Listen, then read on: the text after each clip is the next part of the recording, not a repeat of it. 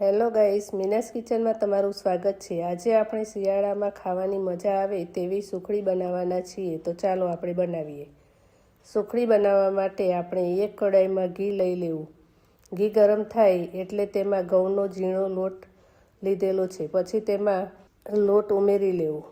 તાવેતાની મદદથી તેને મિક્સ કરીને લોટને બ્રાઉન કલરનો થાય ત્યાં સુધી થવા દેવો। બ્રાઉન કલરનો થઈ જાય એટલે તેમાં ગોળ ઉમેરી લેવો, પછી સારી રીતે મિક્સ કરી લેવું। પછી તેમાં કોપરાનું છીણ પણ નાખી લેવું, જેથી સુખડી ખાવામાં સારી લાગે છે।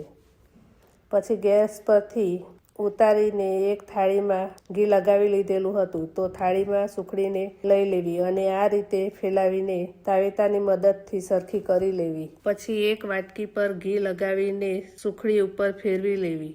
આપણી સુખડી લીસી અને સરસ દેખાશે। તેની ઉપર કોપરાનું છીણ નાખી લેવું અને ચપ્પુની મદદથી આ રીતે કટ કરી લેવું। તમારી ગરમા ગરમ સુખડી તૈયાર છે। પછી તેને ડીશમાં લઈને કોપરાના છીણથી ગાર્નિશ કરી લેવું। જો તમને આ વિડીયો ગમ્યો હોય તો વિડીયોને લાઈક કરો, શેર કરો અને ચેનલને સબસ્ક્રાઈબ કરો। Thank you.